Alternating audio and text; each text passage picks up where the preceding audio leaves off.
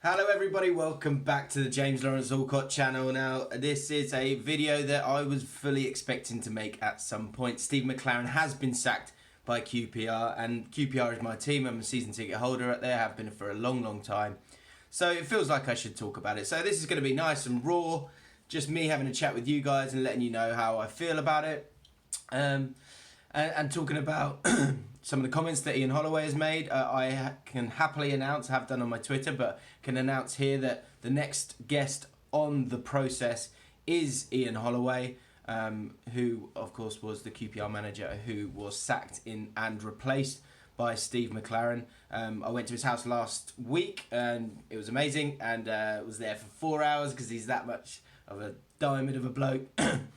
And sat down for an hour and 40 minutes and chatted about his career and his thoughts on management and the process of management.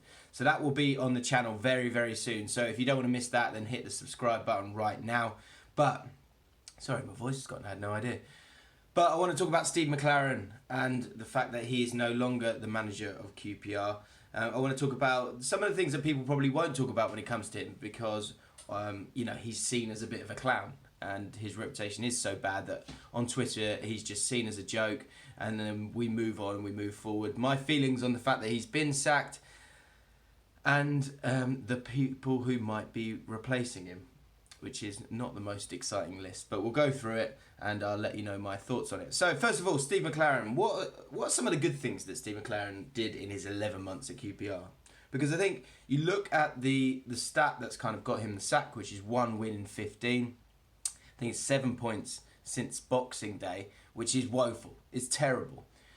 But we are still not in the relegation places, which is where I predicted QPR might be at the start of the season because of the squad that we've got. And a lot of the credit for that, all of the credit for that really has to go down to the coaching of Steve McClaren. He came in, the first 4 games were terrible. He was trying to play expansive football, and I think he was being too idealistic.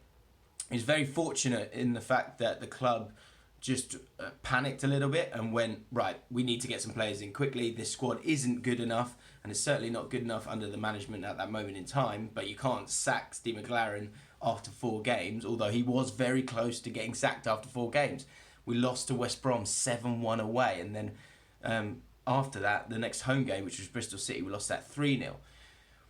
So he was even on the cusp after 4 or 5 games, but the loan signings were crucial in turning the season around and giving us a team that is going to be, touch wood, all being well, unless it goes horribly wrong, still in the Championship next season, which is the only aim for QPR, in my opinion, at the start of the season with the players that were left after the mess that's happened over the last few years and the cutting of the cloth that Ollie says that has had to happen.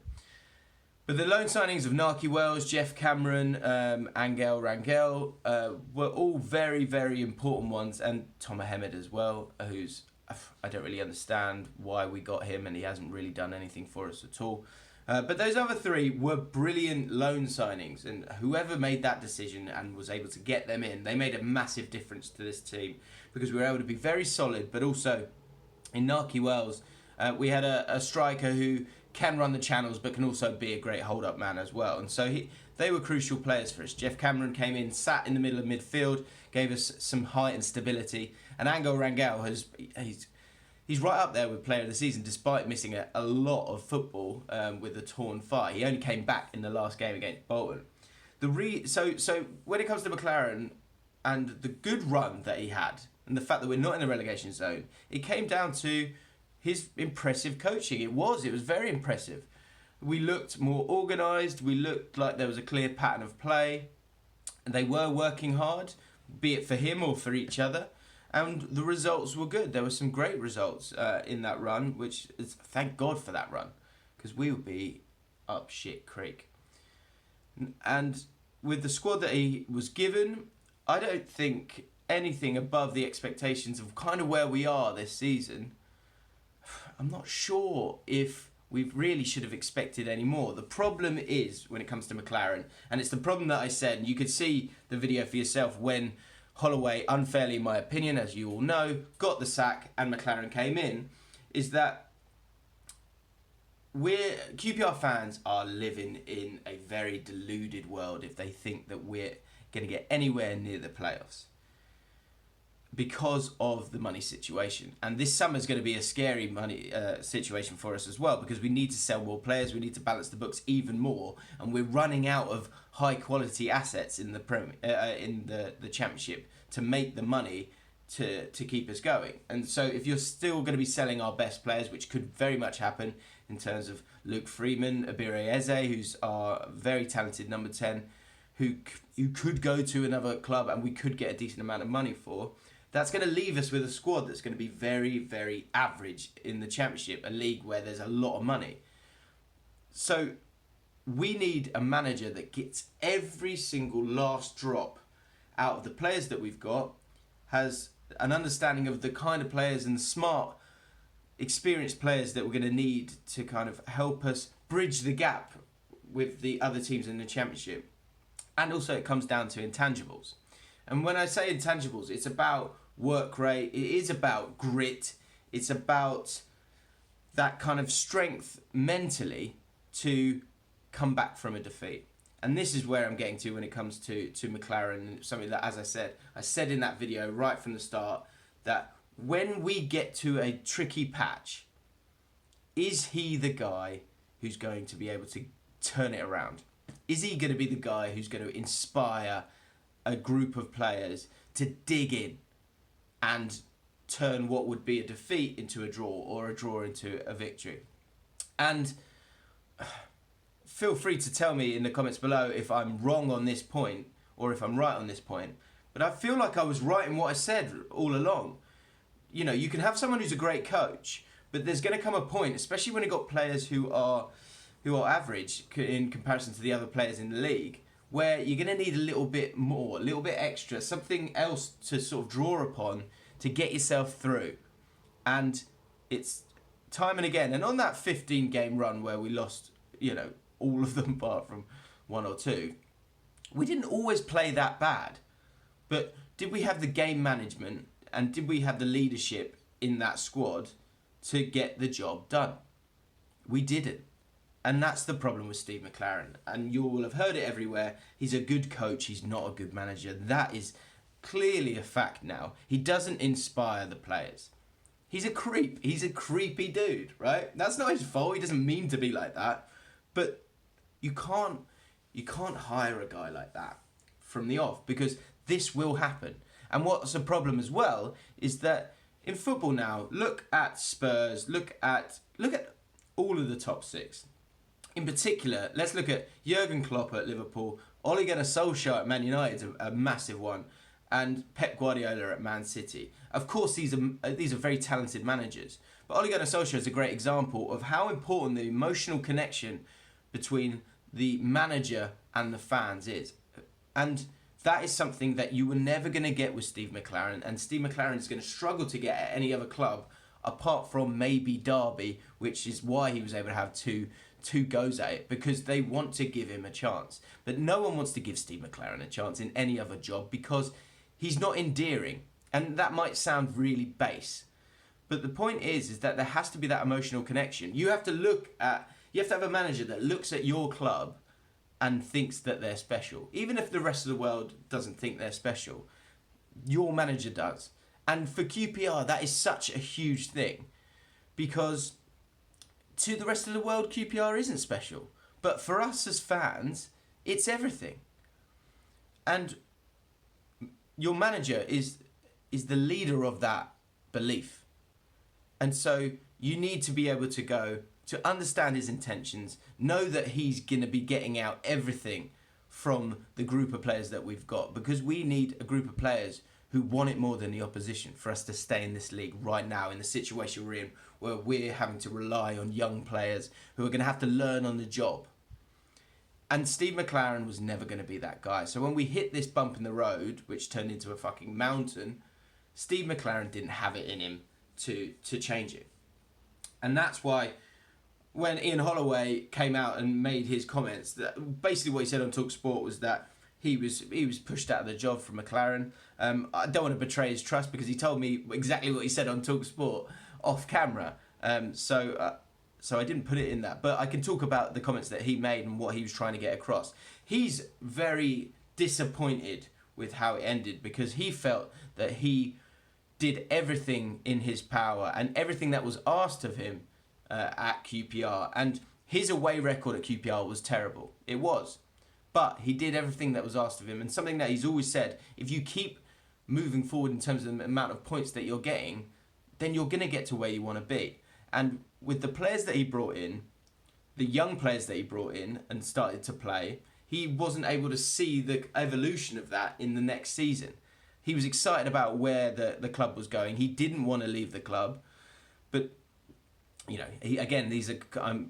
I can reveal this to you because he's basically said it in the TalkSport, on TalkSport yesterday.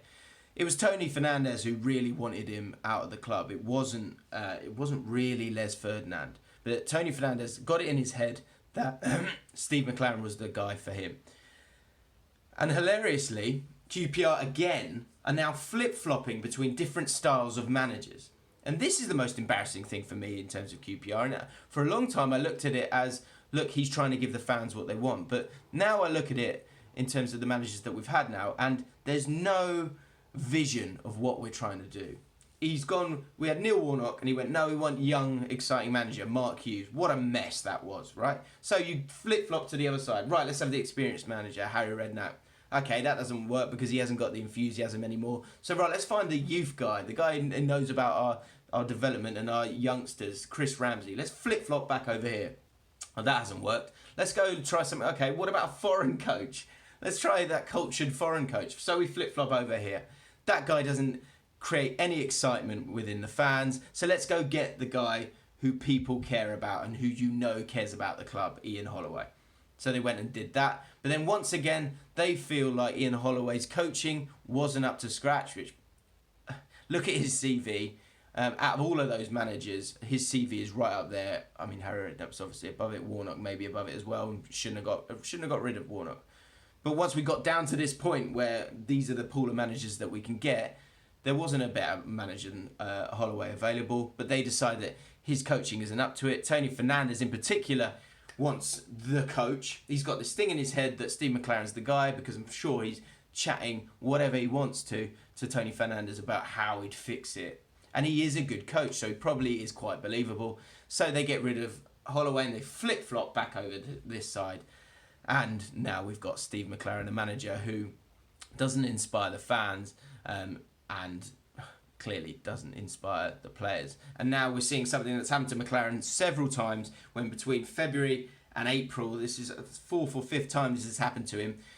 The club look at him now and once again, they don't have the conviction to go, no, this is the guy that we want to do it. We do believe in what he's doing, and this is just a bump in the road. Because as good as a good period is when you're a football manager, the bad period is just around the corner. And they don't believe in him as the manager for the next season. And I think that says it all. And now we look at the managers that are available here, and I can run through a few and give you my thoughts on who I think it should be. And there are some okay managers there, and some managers that I can get on board with a little bit. But I would plead with QPR fans, that certainly the ones that think that we're any better than a mid-table championship side right now, to look at the situation with our finances and understand that we all need to get behind whoever the next manager is and understand where we are as a club, which is at best a championship club until we can ride out this storm of the financial mess that we're in and get on a firmer footing. I'm very pleased with what Chris Ramsey and Les Ferdinand have done in terms of bringing through these younger players. And again, that's something that as fans you can get on board with, and you can hope that that needs to be the model moving forward. And I'm impressed by Lee Hoos as a chief executive for us, and I think we're moving in the right direction in that idea of moving forward.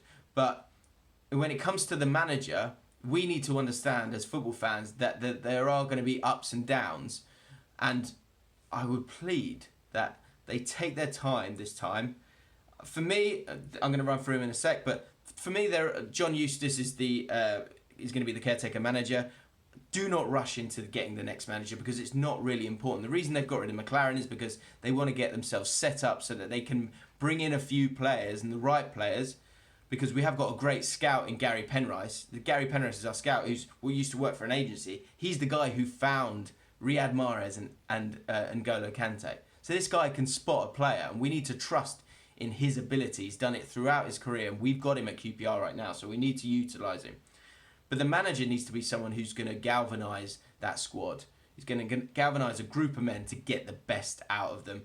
And it might not always be pretty, but the important thing for QPR over the next 3-4 years is to somehow stay in the Championship. And then after that, we can look to move forward, and hopefully we're building a squad full of young players and new young players that are excited to come and play for QPR because they know they're going to get the opportunity. But let's have a look at some of the managers that might get the job. The favourite for me makes me want to almost cry, and I can see why they're putting him there, and according to the Times they're talking him already. Tim Sherwood. If we make Tim Sherwood our manager, we are just driving down into that hole of embarrassment of a club that we have we have chipped away at for so long. It would be worse than Steve McClaren, in my opinion, because at least Steve McClaren, you know he's a good coach, and so you were relying on that. And that's what we saw for a lot of the season, to be fair. There were a lot of games where he got the best out of that squad. It was the intangibles which he was missing, and that's such a big part of a manager. Tim Sherwood his record as a manager is not that great. There's a reason why he doesn't get that many opportunities. He's truculent, he's prickly, and he's going to rub up players the wrong way. He is not the right guy. He is one of Les Ferdinand's good mates, and that's why he's in the running, and he's probably going to be one of the favourites. And part of me almost thinks, do you get him in now, let him screw up, but just to kind of almost just to get it out of their system, because it seems like they've always got it in their mind that they want to get Tim Sherwood in. But I would massively be against that. The person that I would like to see, it is still Gareth Ainsworth for me. I think he's been if you look at him at Wickham, it doesn't look like he's very good, but that's not actually the truth. He's had a great long spell there. He's been manager of the year in League Two, and he knows how to do it on a shoestring budget, which is what we're going to have to do. Some of the other names, I would go with Gareth Ainsworth, and there's some talk about the way that he sets up his team, and I think actually some of those comments have been based around the last season, because Wickham are a team that will be one of the best teams in League Two, but then when you move up to League One, they're going to be one of the teams that struggle. He's also had Ibire Eze on loan, who I think is the key to QPR. We're a different team when he's playing, certainly with the football. So I want someone who's going to get the best out of him, and Gareth Ainsworth might be that guy, because it was a catalyst for his sort of move into the first team for QPR. Other names, Mark Warburton. I'm not totally against that. He did a great job at Brentford. He's another one that he's someone who likes a small squad, and he likes to develop those players. So I wouldn't be totally against that, and I think we play a decent brand of football. And Kenny Jackett is another one who's had a great career. Obviously, he was with QPR previously when Ian Holloway was in charge the first time. He's had a great season with Portsmouth. He's been able to do brilliant things on a shoestring budget at numerous clubs. He's had a great career. Sometimes his football is not the prettiest, but again, get your head out your arse if you're a QPR fan. It's about staying in the division for the next few years. So Kenny Jackett, I wouldn't be totally against it. Gary Rowett is someone who I don't want to go into it too much, but he has been linked with QPR previously, and it got quite close to him being the manager of Queen's Park Rangers. So don't be surprised if you see Gary Rowett jumping at the chance. He did it with Birmingham City, did very well there. I think he struggled with the money men and the amount of money that was in the playing staff at Stoke. He had a load of players that aren't hungry, and you've seen that with the season that they've had. So I wouldn't be totally against Gary Rowett. He's quite a negative manager, but he is able to get the best out of the players that he's got. So I wouldn't be totally against that. Darren Moore, another one. I'd like to see Darren Moore. I would be totally for that. I think he's one of those people who gets his players going. He's got a presence about him, and I was very unfairly sacked by West Brom earlier this season. Can he do it with a squad that's limited? That West Brom squad is superb. I don't know, but you'd have to give him the opportunity. But I wouldn't be totally against him being given the opportunity. And then I just saw a picture of Alan Pardew. So I think I'm going to wrap it up there, to be honest, because I mean, are we serious? Fucking hell, Brian. There's no way he's got this far in this video, but I'll tell you what, if we get Pardew after McClaren, Brian's just going to laugh at me for the next 6 months until he gets the sack. So there you go. Those are my long-winded thoughts on the situation at QPR. I think if you're a QPR fan, I'd love to know what you think about this. I think we need to be smart about how we feel about our football club and where we really are right now and what we need to stay in the Championship, because staying in the Championship is the best we can do right now. McClaren, I think to a point, he's guided us to that. And so there are some positives that he could take and take into another job. But when I say another job, it's not a manager's job. He is a great coach, and we saw that in his first spell with us. He was a good manager for us. He had that little bit of credit in the bank, and he does get an impact, it seems, with the coaching and the organisation that he brings to a team. But he's not a leader of men. That's what QPR need. We need a leader of young men as well, because our squad is young and we're not going to be able to bring in many players in the summer. It's going to be a very scary summer for QPR. We need to be very clever with how we move forward in terms of the playing staff with so many players out of contract. Who will the next manager be? Let me know your options, who you think would be the right guy. Let me know your thoughts on the situation with QPR. If you're new to the channel, if you've enjoyed this video, then subscribe to the James Lawrence Allcott channel, especially if you want to see the process with Ian Holloway, which is coming up very soon on the channel. I'll see you soon.